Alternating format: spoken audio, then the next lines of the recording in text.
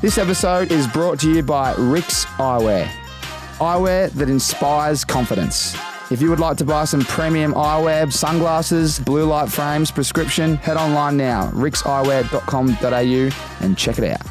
CAPZ has been Australia's home of headwear since 2012. From snapback to fitted, curve peak to flat peak, our hats will fit anyone and everyone. Since then, we've grown and evolved into the leaders of US sports apparel in Australia.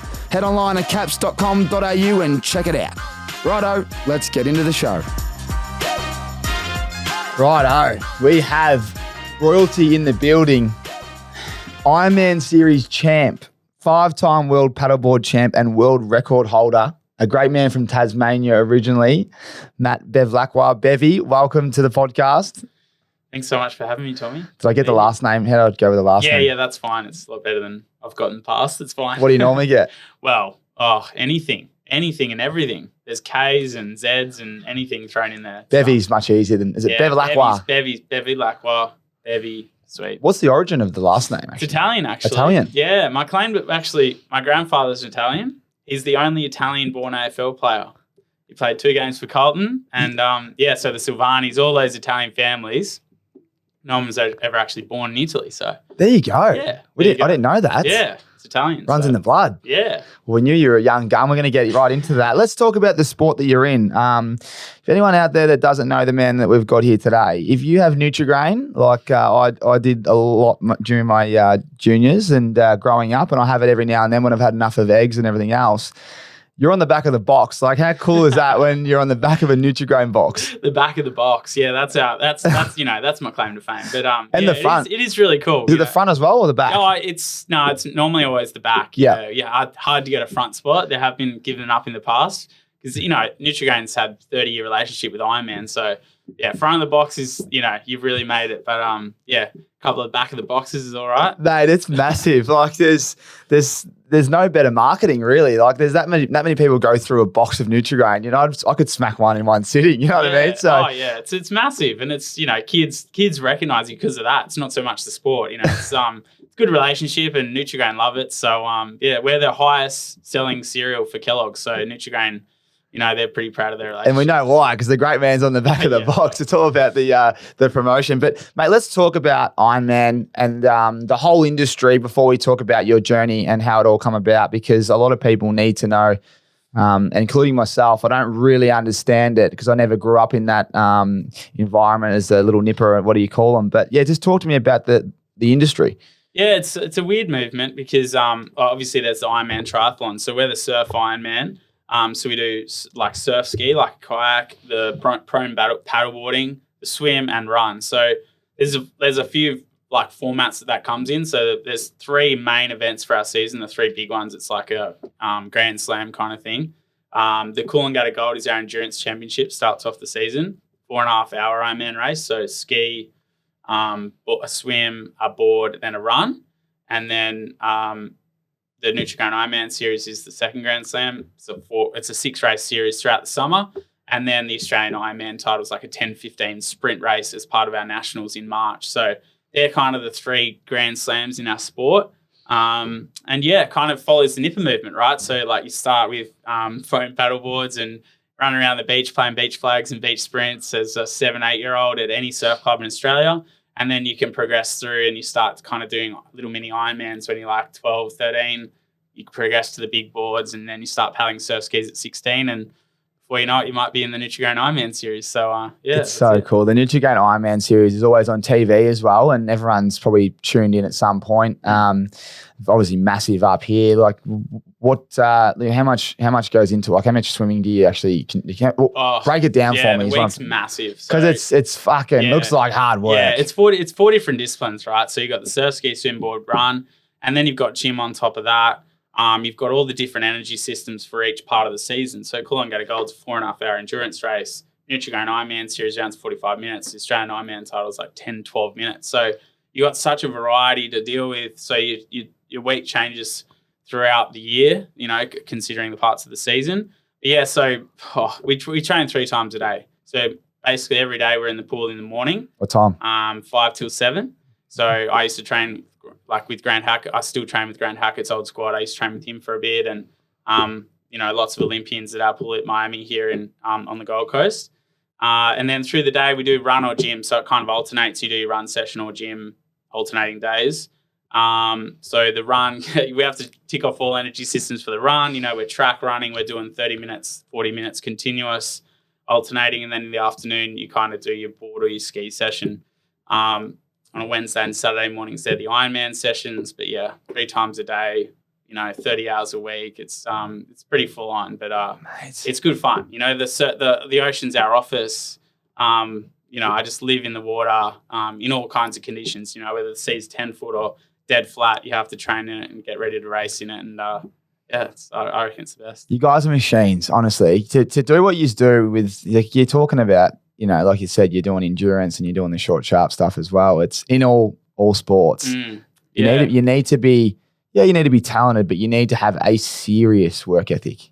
Yeah, that's it. And I think for me, it comes from a love for the sport. We were talking earlier about, I had to make a decision at 16, to go to whatever sport it was. And I just loved this sport. I wasn't great at it. I grew up in Tasmania. I wasn't overly talented, but yeah, so the work ethic comes from choosing something you love. And I think most successful people, choose it for the right reasons from a love of it rather than a natural ability or something like that. So yeah, I know spending 2 hours in the ocean doesn't sound too good to anyone else, but, I can paddle downwind for ages. I can do those Ironman sessions out there for the Coolangatta Gold, say, for 4 hours, and I reckon it's good fun, paddling around the Gold Coast. So it is. Yeah. And it's not just the Gold Coast as well. You travel everywhere, don't you? Yeah, well, our World Championships is every second year, so that's another. It's not quite a Grand Slam, but it's a pretty well-respected title, which, because, America, Europe, France, they all have like a strong life-saving contingent. So Worlds is quite competitive. So yeah, we do that. I fly to Hawaii to do the World Paddleboard Championship every year. There's the Ski World Championship as well. So that's like specific components of our sport where, lots of South Africans and Kiwis all do the surf ski and the paddleboard specifically, rather than they're not so much Ironman, well, there are. But yeah, so there's so many like moving parts of the sport that you can really specialize in if that's a strength of yours, and can take you around the world. So just on the Hawaii one, that's the one where you're unbeaten there. Is that the one? Yeah. So the World Paddleboard Championship, board paddling's been a strength. It was one of my disciplines that's a strength. And so board paddling is is it the one you're on your knees? Yeah, prone paddleboard. So like you're either on your stomach or on your knees. You can kind of mix it up. And so it's a bit of strength. And yeah, they have the World Paddleboard Championship over in Hawaii, and you paddle from one island to another. So the island of Molokai just off Oahu. You paddle 52 Ks and the trade winds blow right behind you during that time of year. So you surf the whole way back, and you paddle these specifically downwind paddleboards, and they fly along, going like on 4-minute Ks kind of thing on the ocean. That's just quick. On the board. Yeah, so you go pretty quick, and it's open ocean swells, right? So if you've ever been open ocean during big winds, the open ocean swells are quite big, and you can get like little runs that turn onto a big swell, and you're actually you're really moving. That's unbelievable. Yeah. So it's you need a boat escort. You can't really see any other competitors, but you race. You actually can't even see the island in the distance because it's 52K, right? If you're on the horizon. So 52 Ks on a board. Yeah. And you can't see where you're going. No. So you need your boat to guide you, and the boat navigates and you just follow that boat. Yeah. Well, you can kind of tell, because Oahu's obviously got massive volcanoes. Once you get it 10 Ks in, you can start to see. But yeah, it's 52 race. 52 Ks, 4-minute K. Is it? You'd be on the water for over 2 hours. Yeah. Oh, it's like so I've got the world record, which is like 4 hours 20 something. 4 hours, and you get the record for a paddle. Yeah. So you're the world record. 8 hours out there, mate. It's like mate. Yeah. And that's your specialty. That's amazing. The world record. To be a world record holder in anything is incredible. Yeah. What's it like? How long have you had the record for? So I think I set that my second last attempt, which was just before COVID, obviously 2017 maybe. Yeah, so Jamie Mitchell made the race famous. He's a big wave surfer from Australia. He won 10 in a row. I've won 5, but 10's not my goal. I think I've already, I'll go back, but I don't know if I'll be doing 10. But yeah, he's a famous big wave surfer. He's on the big wave tour at the moment, and so he set the record, and then me. So that is so cool. It's nice to I've got a lot of friends and spent a lot of time in Hawaii, and yeah, it's just a beautiful place, and yeah, I love it. I'm yet to go to Hawaii and I want to go so bad. Yeah, it's another world. It's another world. So when I go, I just call you. You'd know all the locals down there. Yeah, just when you go through immigration, drop the name.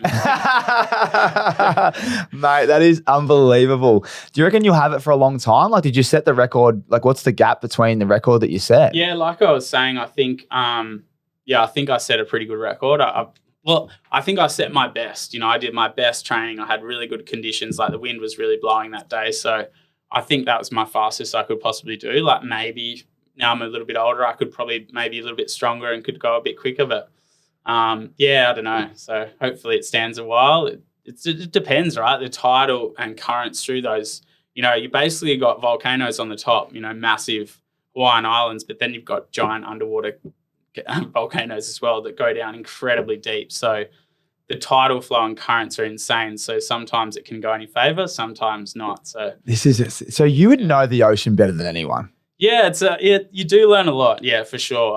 It's funny because the tidal currents in Hawaii aren't the things that really.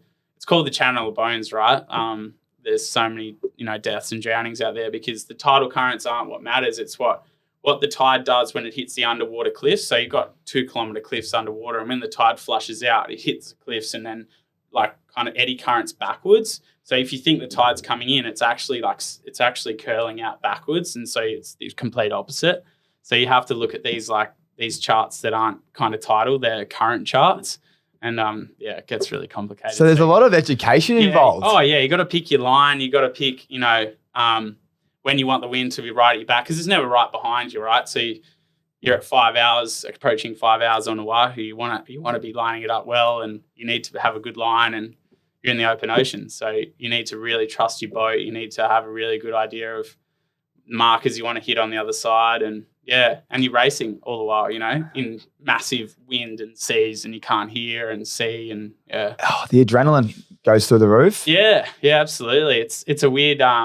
Everyone who does the race, you go through a lot of emotions in the middle of the channel. You got nothing but your own thoughts, and this blue water is just, you can't, only someone who's been, you need to go. The blue of the water out there is just crazy, and you can just see for miles and see anything that goes under you as well. So oh no, if anyone knows me, I was shit scared of sharks. Mate, why not? Of course, everyone is. Do you see any of these creatures in there, especially Hawaii, or is it? Nah, training my first year for the race, I was living on Sunshine Coast, and I was paddling from Molokai to Noosa. It's like a 33-kilometer paddle, and did the whole paddle. Got towards the end, was feeling really good, and just kind of went past Sunshine Beach and went past Hell's Gates around the corner there. And Noosa heads lines up Fraser Island, Byron. They're the 3 headlands that stick off the coast of southeast Queensland. It's like Shark Highway.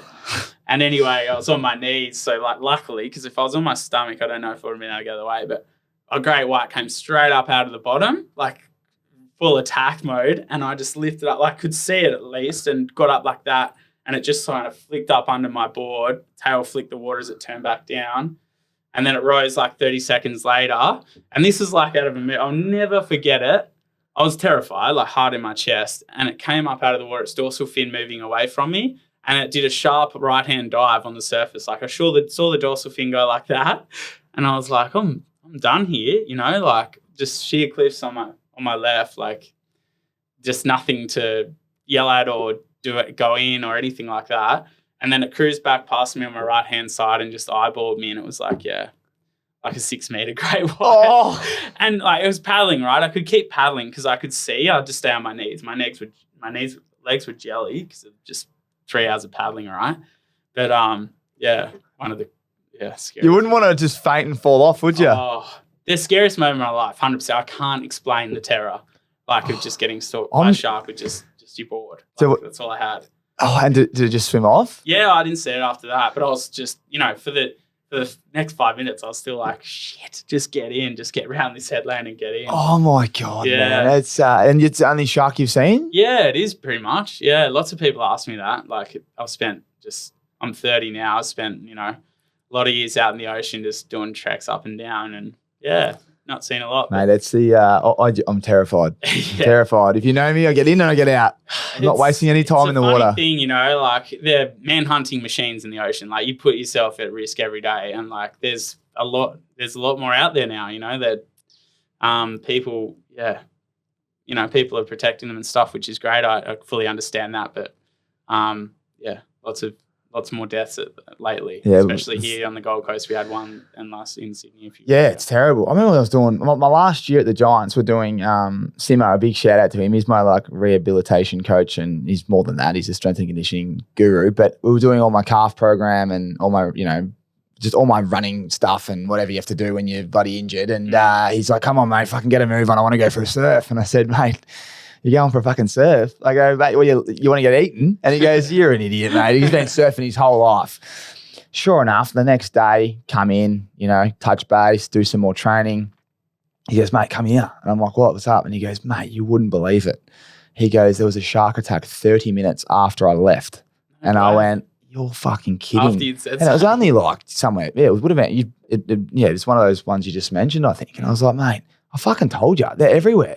They're popping up everywhere, man. I don't know how the surfers sit out there on those boards with the legs." Mate, it's literally my biggest fear. Yeah. I think that and heights, but that one first. Yeah, you just got to not think about it. Hey, it's it's full on. We actually, we got asked, Nutri-Grain asked us to do a reality TV show in California one time. That was actually one of my first years in the series, and six of us guys went over. And we had to do this race in San Francisco, and it's Channel 9 put it on. It's on YouTube. It's nuts. We had to do this like board paddle, ski paddle under the Golden Gate, and then we like jumped off our skis at Alcatraz and had to swim across the channel. And there's just seals everywhere. Like San Fran is it's a gloomy place at the best of times, and like just didn't feel good. And I remember Ali Day was out in front, and like he jumped off the ski. I think I was in second, and I jumped off, and he just was overcome with terror. He just like stopped swimming. He's like, "Get me out, get me out," halfway across the channel. And I eventually got to a point that like I saw him stop, like yelling for the boat. I was thinking, I reckon I should just keep swimming rather than just bob there, wait for the boat. I reckon I'm more chance to survive. Like full fight or flight, you know. I just need to get to the end. I just need to get to that beach. It was so scary, mate. There's just seals everywhere. It was just like goggles down, the seal would come up, look at you, and dive down again. I was just like, this is so sharky.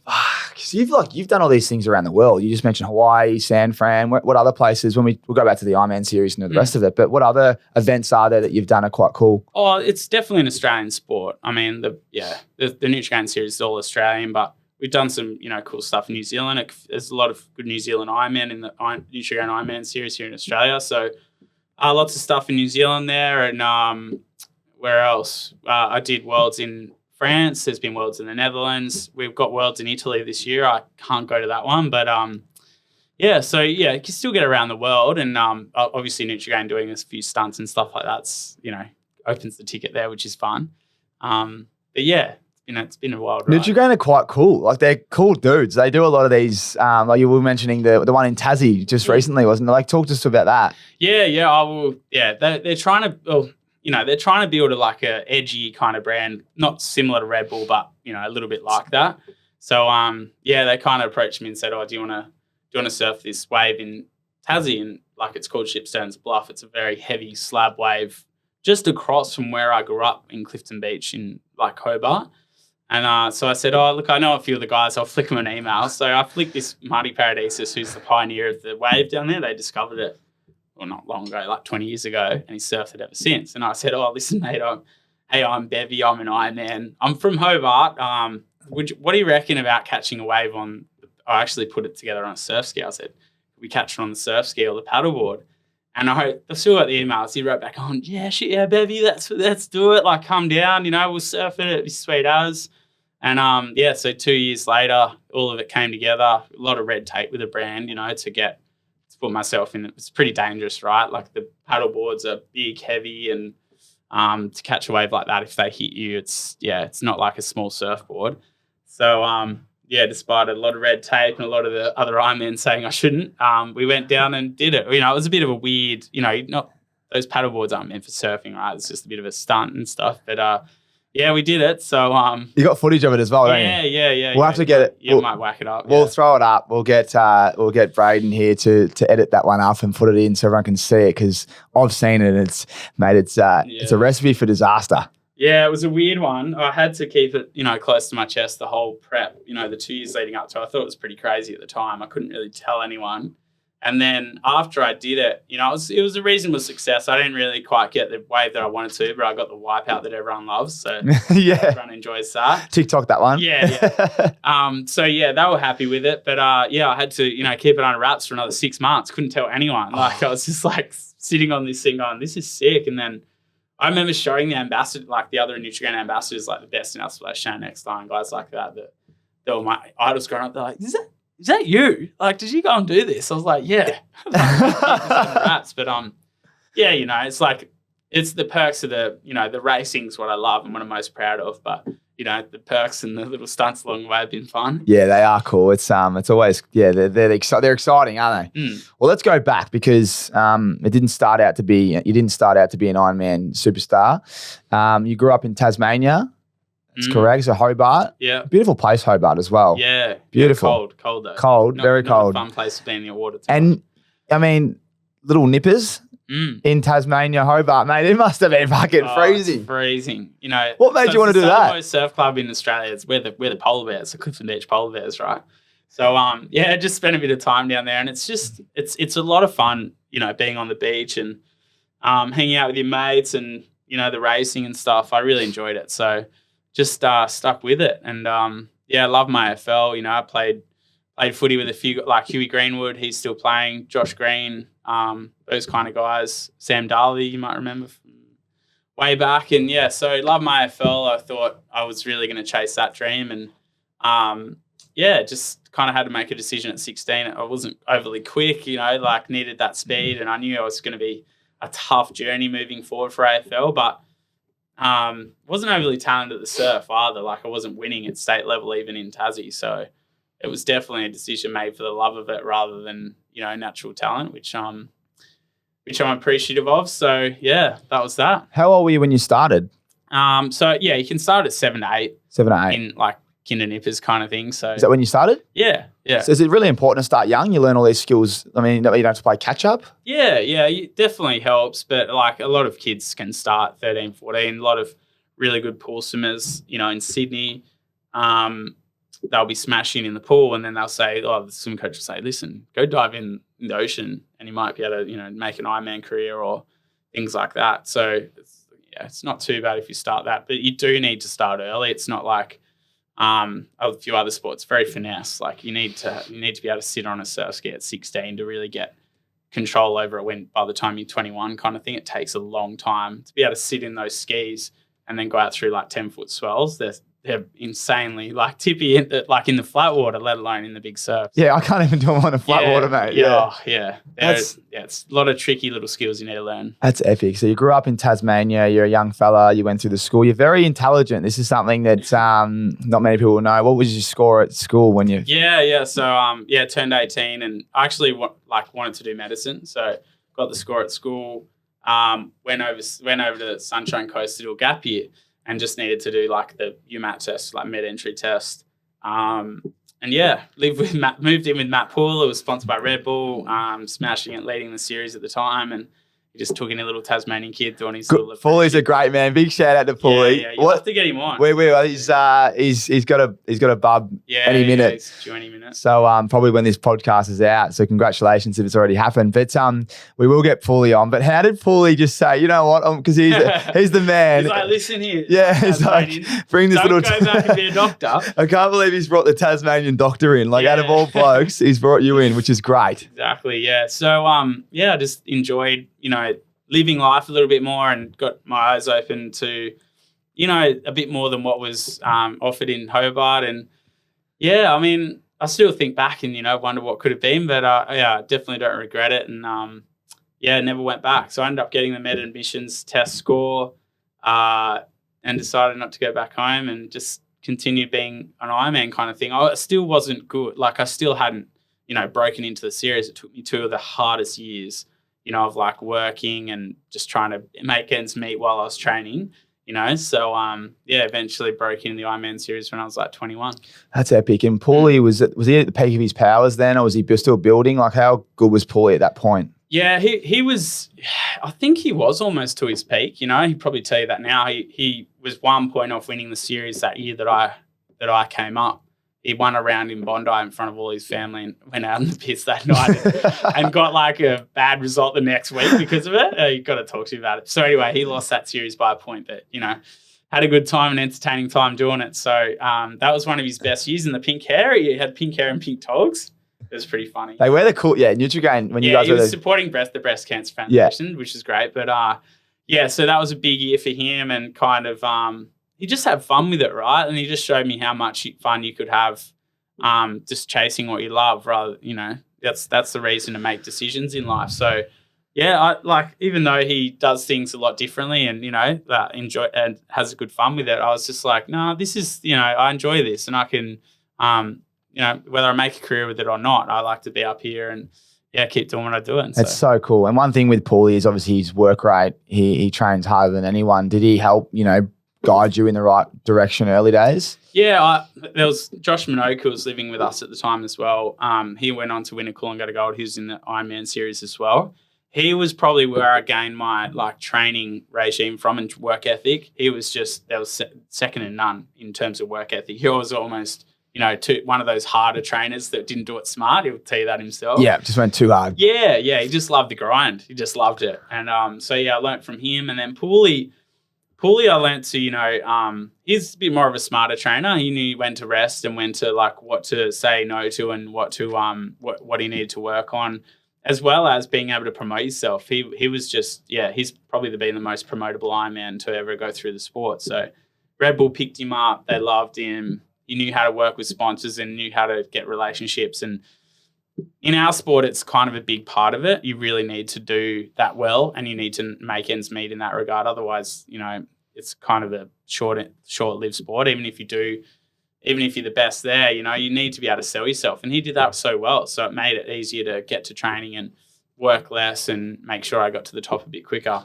Yeah, that's brilliant. For anyone that, just for the actual listeners, the sport in general, how far has it come the last 10 years? Is it because you can earn some good cash now, can't you? Yeah. It's gone through, back in the day, your Trevor Hendy's, Grant Kenny's, Guy Leach, they were kind of household names of your and I parents kind of thing. So it was huge back then, the Uncle Toby series it was, and it kind of has gradually dwindled to a point where it's kind of plateaued where we are now.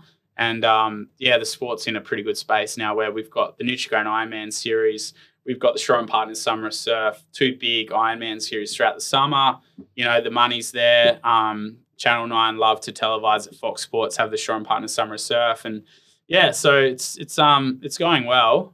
It's definitely not probably what it was in the Uncle Toby's days, but you know, it's good fun. It's building. Yeah. And it's great to watch. It's fantastic to watch. I was saying to you that nothing better when there's a few blokes at the front and there's a wave and one bloke gets it. It's like anyone can win on their day, can't they? Yeah, exactly. Yeah, the surf, you know, you got surf skills and it's not luck, but yeah, you can have a day where you can be the best person there and you might not win. And it's all about consistency and staying at the front and a numbers game, right? So we used to call the greatest in our sport the professor, and he used to just be able to do calculations on the fly. You know, can he get over to that rip in the time that those guys can get over the sandbank? You know, what are the odds of how many waves you'll cop, you know, if a set comes or if it doesn't come? You know, there's so many minor calculations you need to make when you're going in and out through the surf, you know, almost 16 times in 20 minutes, what will work and what mightn't. And even when you make the percentage chance decision, poker, it might not always work, but you keep playing it,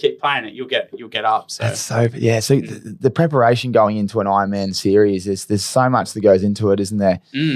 Yeah, I mean, you've got to have those surf skills up. You've got to have your aerobic capacity. You've got to have your strength in all disciplines. You know, and then you've got the whole logistical nightmare of putting together all the pieces of the season, right? So I'll do Hawaii in July. I'll have the 4-hour race in the Coolangatta Gold in October, then the Ironman series all summer. Then I better be ready to fire and do my sprint Australian Ironman title in March, and then get ready for Hawaii again. It doesn't stop. Yeah, it's a long year. But yeah, it's the choices you make. The training, and this is where we'll tap into the training now and get right into it. But Olympics, for example, I've got, just so much respect for anyone that's an Olympian or training for an event, but they have to peak.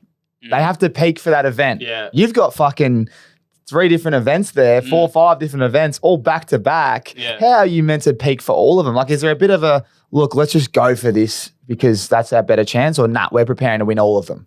Yeah, and that's what people do. It's the choices I make. I want to do it all. I love the sport that I do. I even love the Hawaii stuff. It's all the same to me. Like, I just want to have a crack. So I'm very disciplined and I can do them all. I have to say, sometimes I'm not at my greatest. If I do Hawaii, then I do the Coolangatta Gold. Sometimes I'll hang on for an Ironman series, but come March for the Australian title, I'll be pretty burnt out. I'll be limping across the line. Yeah. I'll still get a solid result, but and people understand it. Sponsors understand it, but it's the way I roll. Like, I like to make sure I'm there every single race for that. Like, I haven't missed many races. So I'm pretty proud of that. But it's a toss up, right? Like, 4 years to peak for an Olympics. The nerves of that are insane. I'd probably rather have 4 attempts at winning a Coolangatta Gold or an Nutri-Grain IronMan series each year. Yeah, you're right. Like, when you put it like that, so more pressure on the one event. Correct. So, at least and get more enjoyment too. Like, these events are huge. The pressure's massive, but I look forward to it. Like, the next comp I have is the Coolangatta Gold in October. I can't wait. The sun will start coming out. We'll have a good crowd down there at Coolangatta, and we go in and out from Coolangatta for 4 hours with a few of the best endurance Ironmen in the country. So, yeah, it's good. Get that opportunity every year. Do you get real nervous before then? The Coolangatta Gold last year, I was really nervous, and it kind of hurt me a bit. I was in a really, really good shape, and I just couldn't recalibrate after a few things happened during the race. I think I was too tense. So I like to say I'm not nervous, but last time I was. I do get very nervous, but it's a constant. How it is. Yeah. It's always you're always developing that component to be able to deal with nerves, and as you get older, you get nervous for different reasons, and you got to be able to handle that. So I'm always working on it. How do you handle it? How do all athletes in your sport handle it? It's a hard one, right? Because a lot of our sport is up to luck, so you can't really go into it with too much pressure. Like, if you say in the Olympics, you're going with the fastest 100-meter seed time, you're expected to win. So you go in there probably with a baller attitude. You're like, this is it. Like, you draw confidence that way. But in the surf, you've got to have a bit more of a humble attitude. You've got to be able to be like, right, if I get smoked, it's all good. I've got the whole race to come back. Other things can happen. It's just it's crazy. Like, because you'll get smoked by a wave. They'll go forward, then they'll get smoked. You'll come forward. It's just you got to stay low in your kind of motivation levels and just stay constant and deal with things as they come. So. Yeah, it's you're always learning and dealing with it that way. It is a cool sport the way you put it. You just got to have an open mind and pray for some luck. Exactly, yeah, and not be focused on the result. So yeah, that's how I go into events. It's more like a process focus. It's like, what am I doing in the next 2 minutes rather than what's the result I'm chasing? So that can break it down and reduce the nerves, as well as kind of I love to draw on the fact that I love being there. Like ignore the crowd, ignore all this. Like, how good is it you get to just have a crack with the best here? You're in good shape, So and it's a great sport. Like, from the outside in, since I've known you boys, like, you all get along really well, don't you? So it's as competitive as it is. It's a real strong community. And you all kind of cheer. It's like the best man wins, isn't it? It's not like, oh, fuck him, fuck you. Like, it's like, too good today, brother. But it is very competitive as well. So it's a cool sport to watch. Yeah, well, I think that comes from the humility as well. Like, you can't be going in there saying, oh, fuck you guys, like. They could win on your best day. So you just everything, the barriers get lowered in that way, and be like footy, like injuries can hit, teams go up and down, everyone's just mates at the end of the day because we're all the same. You don't really. want to get too comfortable at the top or too cocky or just arrogant and pushing away friendships that you can get for life from the good opportunity of the sport. So just on the sport and when you were growing up, before we get into all the accolades and what just happened the last few years, but what's your greatest advice to the younger people coming through today? Because they no doubt look up to you like you've looked up to others. What's your greatest advice to them, whether they be 8 years old in Hobart or you're 21 and have just moved to the sunny coast? Yeah, a bit of a mixture of those two messages is like, go at your training and go out the results with humility. You know, you don't have to be winning. I see so many kids beating themselves up or, you know, really upset they're not making finals at nationals or things like that. That's not what matters. You know, enjoy the process, you know, have a bit of humility with what you're doing. And with that love and enjoying of the process, that's where the results come from. So yeah, just enjoy what you're doing and stay humble in it. It's great. It's great advice, not only for the sport, for other things as well. We love humble people. We don't want cocky people ever. Arrogance, no one really likes it. Yeah, well, let's talk about like last year. Remember, you blew your ankle up in one of the how do you deal with one of your ankles of like a bloody watermelon, and you're like, man, I've got one more stage to go. I'm like, how are you doing it? Yeah, it was a frustrating year last year. It was probably my most consistent year ever. I got a third in the gold. I won the Summer Surf Series, second in the overall Nutri-Grain Series, second at the Shore and Park, the finale next to Pooley in that massive race. And then I stood up second in the Australian Ironman title and finished fourth. So, like, it was, incredibly consistent, but so many missed opportunities. And that one was one. You know, I was leading. It was like 10 foot on the Gold Coast. It was massive. Like, we could barely hold the arena because the southerly was so strong. And so, like, did my ankle running in because you were running our skis up the beach, right? Because the skis just get blown down. So, in order to get around the can, like, you had to run up the beach and then get swept about 400 meters as you were pushing out through the break so you could just get around the can.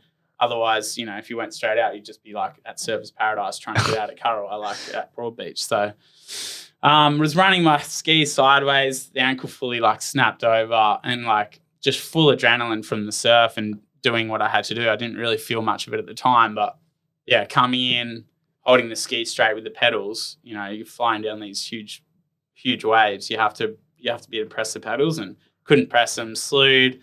All I had to do was hold the wave in, would have won and would have put me equal in the series, basically going to the last round. And bloody slewed, swimming to the beach, ended up with the third, and it was really costly. So, yeah, those little things matter, you know, and it's 10 foot. Like, just being at the front of those races, hard, like, it's hard in itself, and then a slight little problem like that.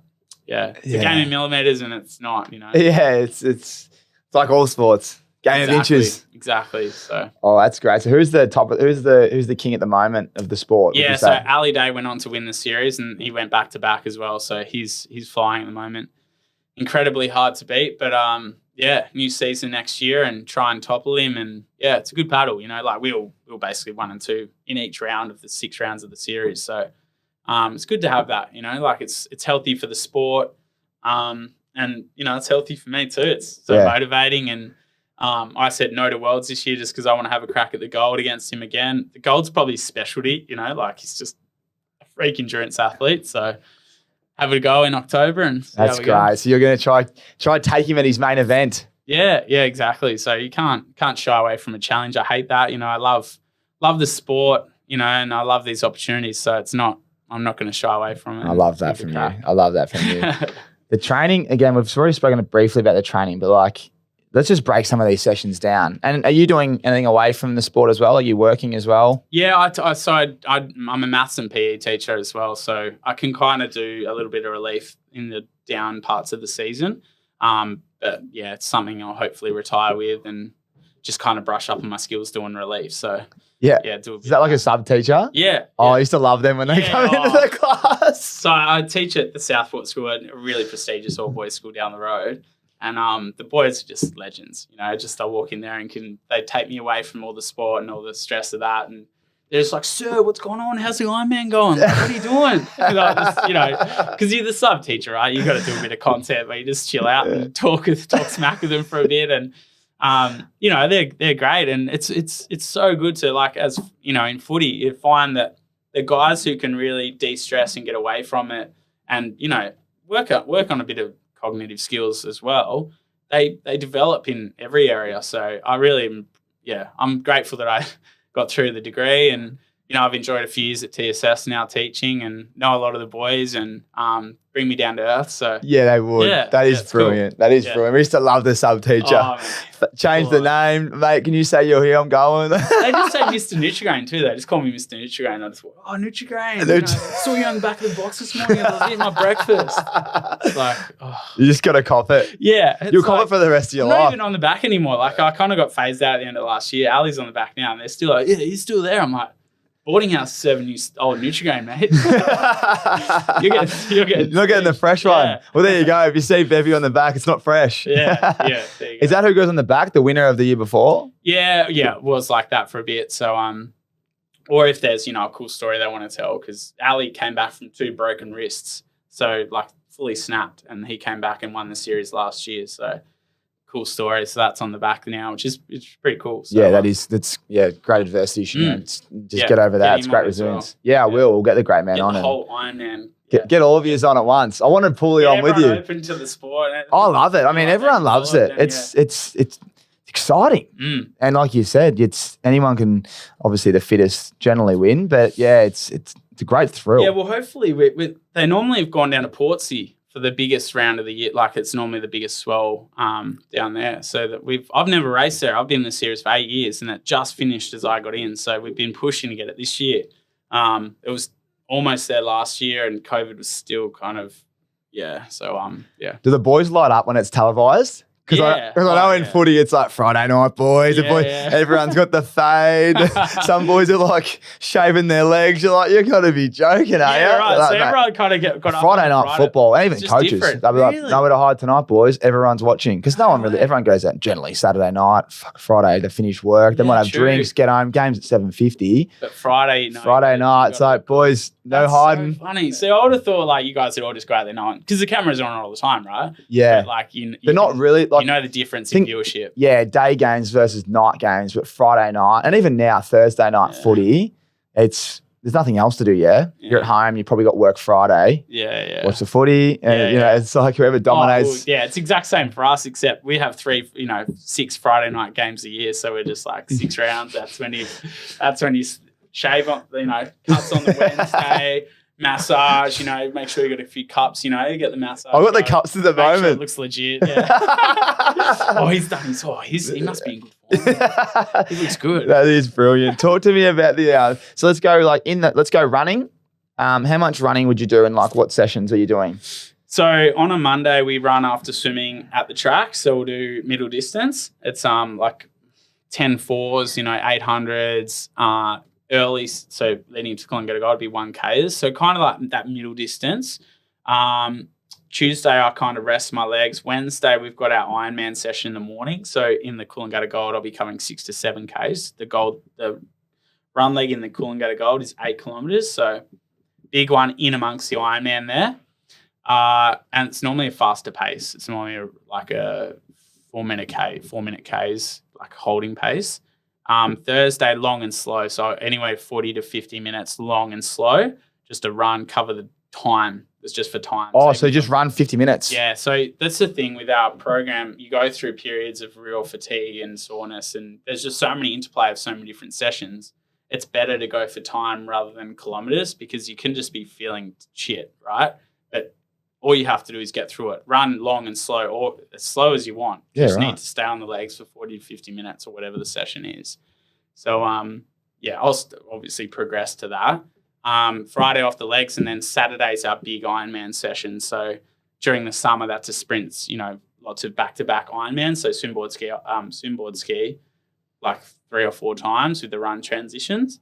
But in the prep for the gold, I'll be doing like big run during the Ks or something. So what's that? So it's 4 runs, with 2 including the Ironman. So it's a lot. Running's important, right? It makes you really, that power to weight ratio really strong. So And then you got, that's one bit. You got swimming. Yeah, that's one bit. So the swim's 4 times a week: Monday, Tuesday, Thursday, Friday mornings.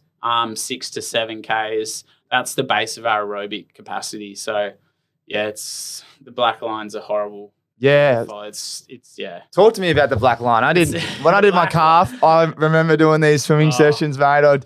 I'd never been exposed to the pool since I was a kid, doing me lessons. I bloody learn how to swim, and then it's, you just do recovery. But mate, I'd have to do, and this, you'll laugh at my sessions, but I'll just never forget one day we had this new bloke, Newton, big shout out again. He's come to the club. He's a new strength and conditioning guru, and he's looking after the rehab boys. And we were doing these swims. They were like 900-meter swims, and he's come in, and I think the Masters were on, and I'd had a few beers and stayed up and watched it because I thought it was recovery day. We had a 7-day break. Yeah. Anyway, all the boys had recovery. We went to icebergs and we thought recovery, massage, how good. We'll just put the head in the hole, get a massage, chill. Yeah. Goes, boys, he's like first week at the club. He's like, here's your swimming session at icebergs, 750. And like, mate, that black line, that cloudy line, it's just, I was dizzy. Because you know, like icebergs, how it kind of, the water comes over the top there. And I'm thinking, that's nothing. That 1,750 meters. Like, that's a lot, but that is nothing to what you guys do. I mean, you guys I've got just so much respect, not only for you, but all the Olympians and that do this every day. It's the toughest sport. It requires such a volume of training for what. So say a 200-meter swimmer, they swim for like a minute 46. The volume in Ks they swim like 10 sessions a week in the pool plus gym. Just for that one event. They do like, kilometers and kilometers in the pool. How many Ks would you do in one session? Yeah, so 6 to 7 Ks per session. Fuck. Yeah, so we do about a K warm-up, 2 kilometer pool set, about a 3 kilometer main set. So like 10 300s or something be the main set, and then a bit of a warm down or a kick set, something like that. So you vary it up. So like if you don't know, it's like, it's like, you telling me go and play a footy game. Like I can't play like 4 quarters. Like how do you run around and get hit for 4 quarters? Like that's full on. Yeah. It's all relative, but swimming's this real finesse thing where once you learn the skills of it, all of our disciplines are board and ski. Once you learn the correct technique and you know how to swim properly, you can just glide 3 kilometers. Yeah. Like, without any, it feels like you're not doing anything. Maybe that's what I need because I definitely ain't gliding. It's not a glide. It's just hard work and you're just like, how fucking much longer do we have to go? It's got to get out this pool. Screaming and but it's beautiful for recovery. There's no impact.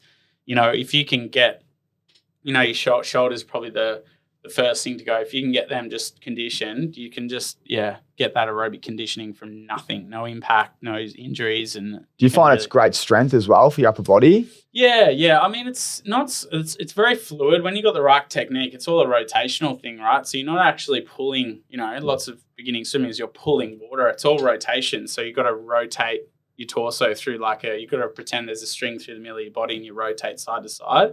Okay. So when you swim, you actually go to side on. So that, Yeah, there you go. I'm doing it wrong. I'm pulling, mate. It's all rotational power. Yeah, you shouldn't be pulling anything with you. You're not using your arm or your bicep. I'm pulling that water like as hard as I can. Ian Thorpe could never do a pull-up. Couldn't do one pull-up. Yeah? Yeah.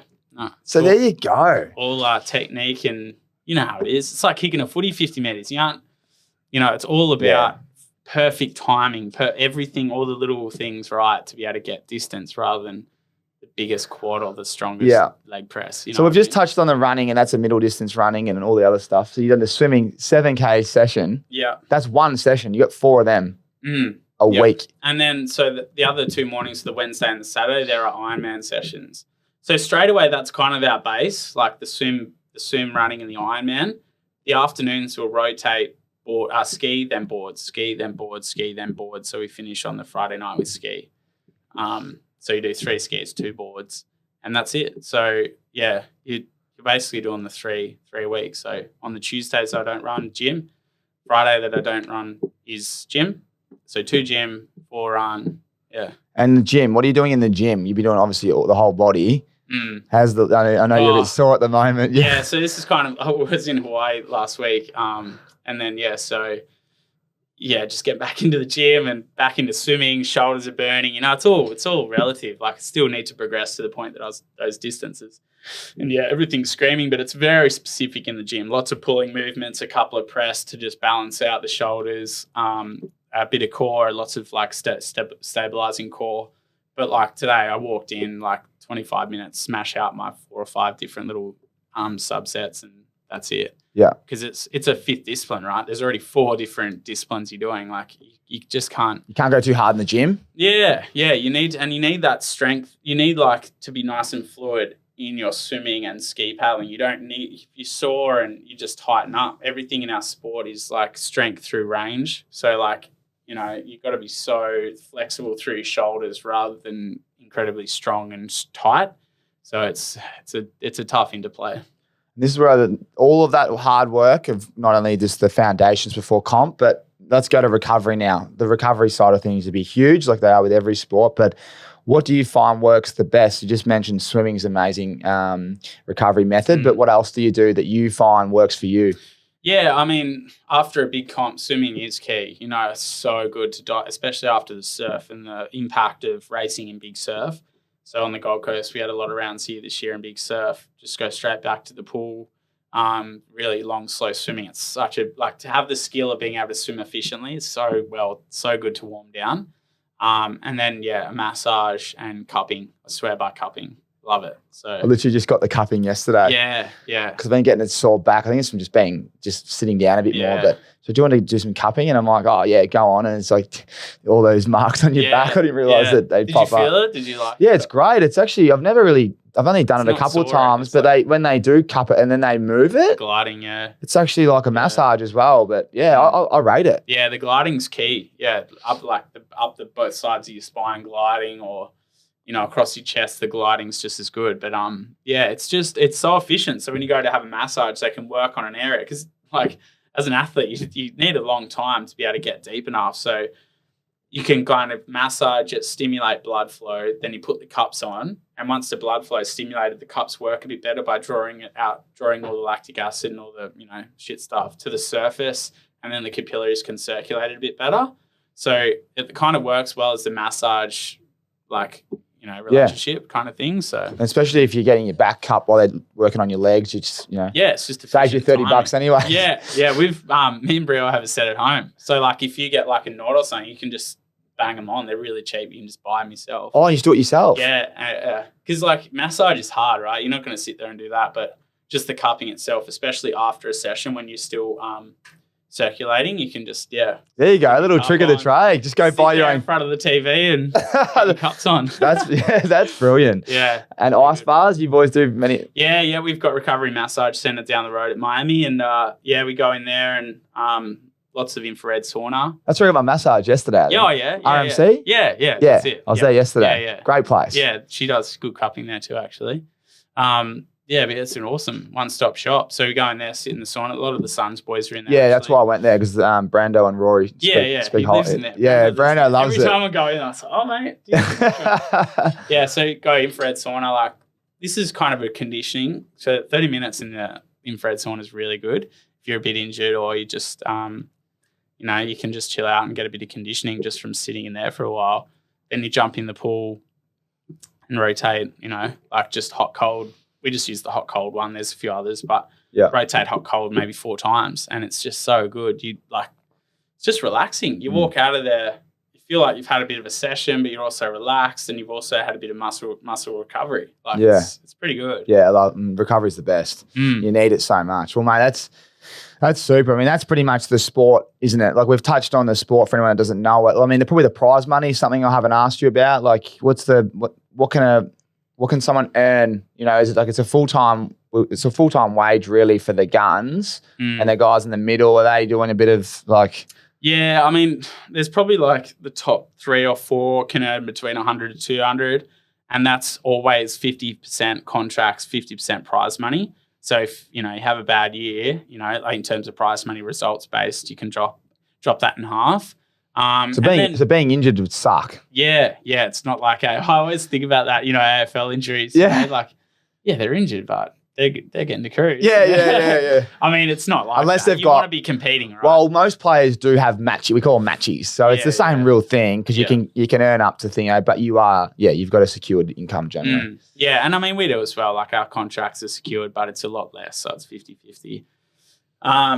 So been pretty lucky with injuries anyway. But like the middle income guys, results-based guys, they're working a little bit, and that's the hardest thing, right? You need to be able to commit to the results base and say you shouldn't be working for money. I've always said to like the young guys up and coming, you know, they're working really hard, saving up money. I'm like, just commit to a few years of working to make ends meet, and put every single free moment into your training to see how far you can get before, you know. And then after that, make the decision to all right, a bit more career space now. That's really focus on the work side of things. So pretty much go all in is your advice. See where you're at. If your results aren't really you're not getting any results, you're probably not good enough. Come back and maybe do a bit of half. And then, depending on if you can balance it out, there's a better way to do it otherwise. Because if you just, like you said, if you're kind of half pregnant, as they call it, if you're half in, half out, you're not really going to be able to compete with blokes like you, are they? Yeah, especially if you've got time to do the work later. I mean, it's each person's different, right? If say there's a budding lawyer in the series, he kind of wants to make sure the law's there.